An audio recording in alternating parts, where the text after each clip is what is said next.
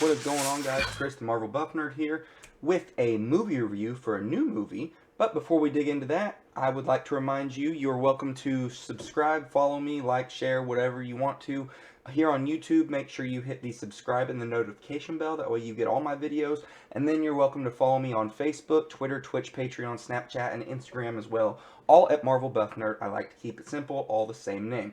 This is going to be movie review for a new movie that's dropping in theaters this last weekend and on HBO Max, The Little Things, the new Denzel Washington vehicle. Directed by John Lee Hancock, starring Denzel Washington, Jared Leto, and Rami Malek. Stacked cast. I'm for one, was very excited for this movie. I'm a sucker for a throwback, slow burn crime drama. I grew up watching Seven. I love Zodiac. I love this movie. I have heard almost all mixed to somewhat negative reviews on this movie, almost on YouTube, except for a few guys here and there, and a couple guys that I actually like to follow a lot that actually enjoyed the movie just like I did. So it's been kind of a mixed bag. I really enjoyed this movie. I was really looking forward to it ever since I saw the first trailer. I was just kind of hooked. You just have to show me those three guys, that plot line, 90s setting. I'm in, man. You know what I mean? I'm sold. I don't need anything else, and I'm glad I gave it the chance. I was able to actually go pick or watch this at my local B&B theater. That's just about 25 minutes away. Very nice and safe for what's going on in the world right now. Very spread out, brand new recliners. So it's a great way to watch new movies. If you go on Tuesdays, it's $5 ticket Tuesdays. So I mean, it's great. So I caught it at the B&B in theaters. I have HBO Max now at home. I might even rewatch it here soon because I really enjoyed the movie a lot. We have Denzel Washington, who is playing a deputy sheriff who used to be a beat cop in the city, and something happened, and now he's just this lowly sheriff living out the rest of his law enforcement days. And you hear the whole, throughout the movie, you hear the whole cliche, how have you been on the force so long? How have you been a cop so long and you're still just a lowly deputy or whatever? You have Rami Malek being the stereotypical flashy Gucci suit, LA Hollywood looking detective with the nice big house and the cars and the hot wife and the kids. And that's what Denzel used to have, and he's lost that. So we have these two characters that are very opposites of each other that are naturally going to get pulled into each other because of this story. Denzel goes into the city where he used to work, where Rami Malek's the hot new detective now, just for a day, just to get some evidence or something. And as luck would have it, the case there resembles a case he used to work, and he's like, you know what, I'm gonna stick around, I'm gonna help you figure this out. So boom, we have these two, we have this famous Joe Deacon, Denzel Washington's character. We have this famous detective from back in the day, but did something wrong, something happened, but we don't know yet. But it's very obvious, like, what are you doing here? We don't want you in this town. We thought you were out of here for good. People don't want him there. But Rami Malek's character is coming around and like, well, I mean, this guy, let's see if he can teach me some things. He slowly warms up to him throughout the movie. At first he's like, oh yeah, whatever, this older guy, whatever, old dogs can't teach me a new trick. And slowly he's like, no, yeah, give me some insight. And he starts seeing Denzel picking up on stuff at crime scenes that even he doesn't pick up. So he's like, hey, man, I really appreciate that.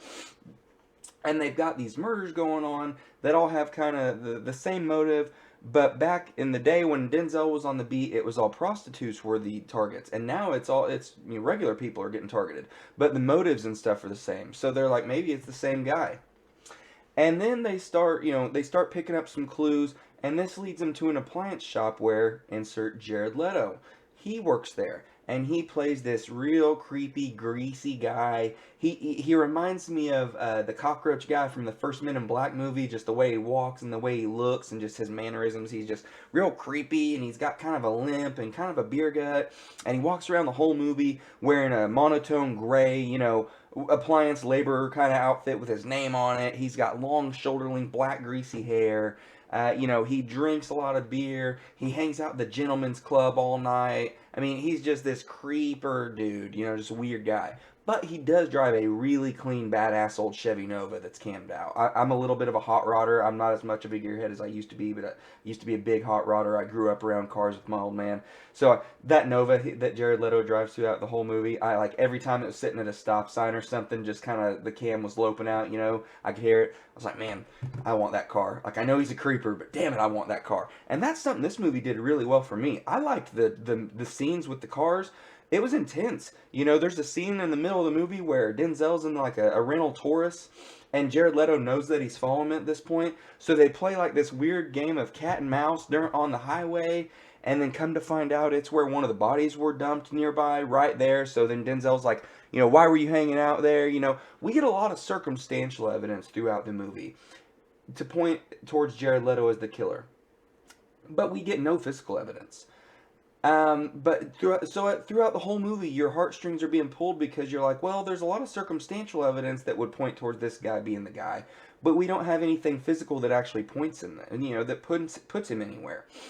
And you see Rami Malek, he's devolving into what Denzel Washington turned into. Like he is devolving into this detective that he just can't. He always thinking about his work and this case all the time, and you're seeing him become more distant with his wife when she walks in. He's not really responsive and whatnot. You've seen this before, but Rami Malek is playing that in this one. And he just becomes so distant because he wants to catch this guy because the fate of these girls is resting so hard on his heart. And so you have the story of he is wanting to believe that Jared Leto is their boy, even if he's not at this point, because he's so desperate for an answer that he just wants to believe it at this point, even though they have no real physical evidence. During all this, we get another character that comes in as a prime suspect, and then something happens with him, and he's quickly wiped off the board. And I don't know, he could have been the guy.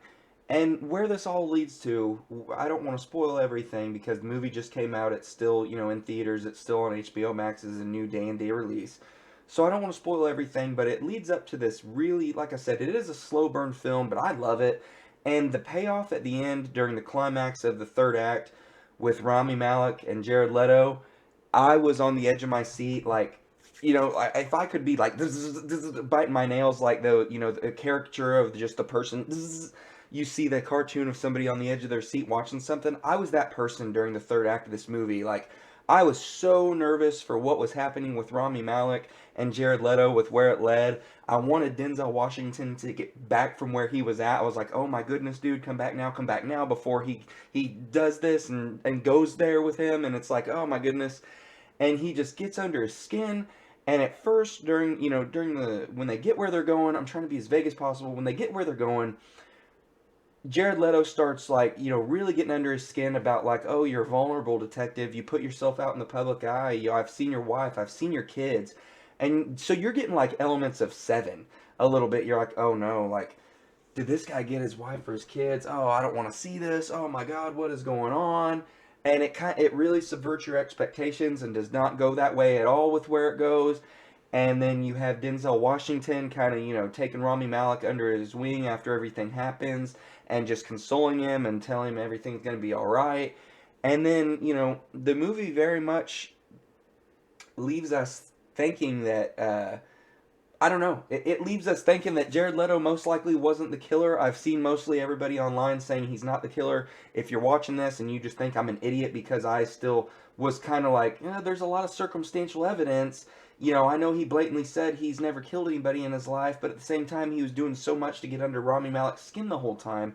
It's like, I'm not going to completely write him off. Like, I love how ambiguous the movie leaves me to keep thinking about it, and I really want to go back and rewatch it on HBO Max here in the next couple days and see. I feel like this is a movie that will maybe have a cult following later down the road. And it's a movie that if you watch it a couple times, if you enjoy a slow burn detective crime thriller drama like I do, with the older 90s elements and whatnot, even if it took place in the modern day, I still just like the plot and the premise. I'm a sucker for it. So if you like it, it's worth a watch, and I think it'll reward a few rewatches because you might pick up a few more clues in the story here and there, especially with, the whole thing with what happens with Denzel's backstory. Like, holy shit, that is a huge kind of a twist kind of thing when it finally shows up and you finally realize what's happening there. because his backstory is kind of playing out in flashbacks simultaneously as the movie goes along, and you see Rami Malek devolving further and further down this road, you know. Overall, I really like this movie, guys. It's one of my favorite movies of the year so far, which I know there's not a lot of competition yet, but I did watch 5 movies last month, and I am going to be ranking them here soon on my channel. So if you like ranking videos, be sure to come back in the next couple days. I'll have the 5 movies I watched in January ranked, and I'll give you my quick thoughts on all those. That'll be a really fun movie. So yeah, guys, let me know in the comment section down below. Did you like this movie? Are you a sucker for crime thrillers as much as I am? Did you really enjoy the performances? I really enjoyed Denzel as Deacon.